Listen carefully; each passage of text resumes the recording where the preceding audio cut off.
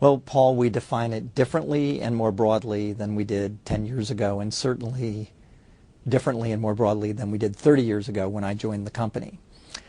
Historically, P&G and I think a lot of companies have defined innovation rather narrowly as technology or product and technology.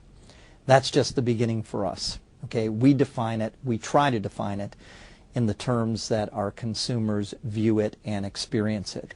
So for us, innovation is the brand in addition to the product.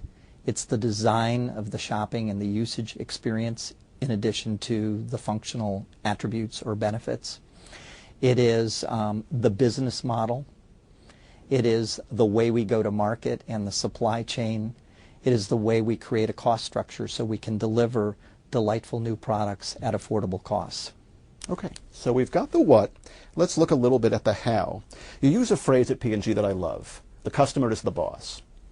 Let's dig into what that means really. How do managers at P&G make sure the innovation efforts are really focused on the needs and demands of the customer?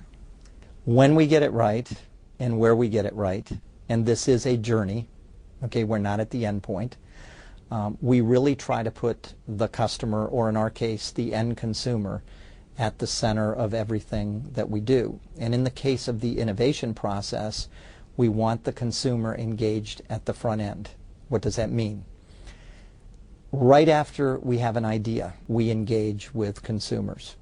It may only be a few at the beginning, but what we ideally would like to do is literally co-create and co-design with target consumer prospects who are most likely to become buyers and users of the eventual brand and product. Can you walk us through what an innovation review process is? First thing I think that's important is all the critical players and leaders are there. So I'm at all in the same place, all at the same time. What do we talk about? Essentially, we talk about business goals and business strategies and related, integrated innovation goals and innovation strategies. So we try to integrate the innovation strategy program and process with the business goals, strategies, and process. Second thing we talk about, and this is a big part of our discussion, if we aspire to grow X% over the next 5 years, do we have the innovations in development that will actually deliver that growth in the marketplace? Then we ask ourselves, how does our innovation strategy and program stack up versus our best competition in any given industry? We ask ourselves, finally, what will it take to deliver this stream of innovation through development, through qualification, through commercialization to the actual marketplace? You talk about how P&G uses posters for the innovation reviews, and I just love this. Will you talk about the role of posters and how you use them? Sure, it's low-tech in a high-tech innovation world. What we try to achieve is a conversation, a discussion that focuses on the critical issues so we really can advance an innovation program or strategy in the 2 to 3 to 4 hours that we spend or devote to any given business.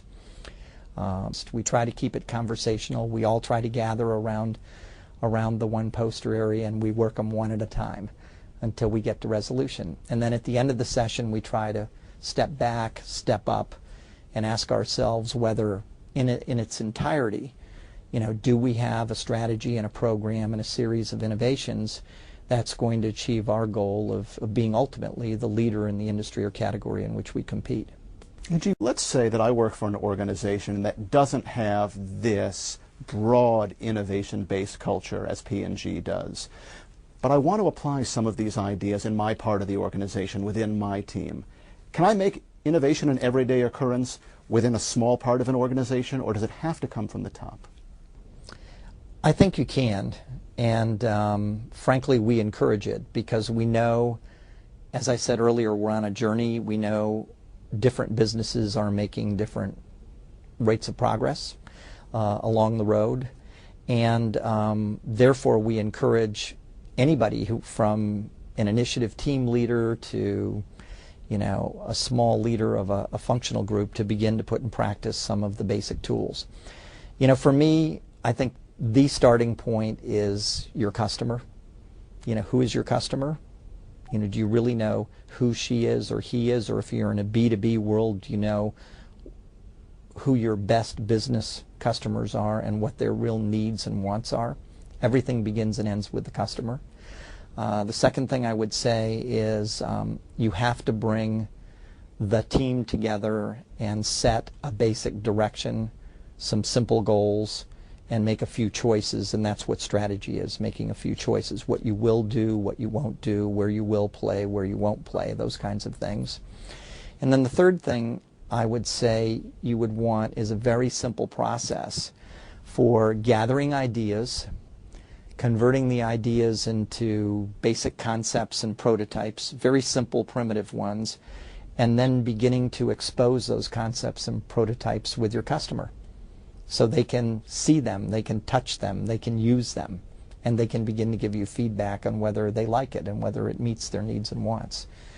And if you think about it, even if you had a corner grocery store or a corner candy store or a corner bookstore, the basic approach and the basic process applies.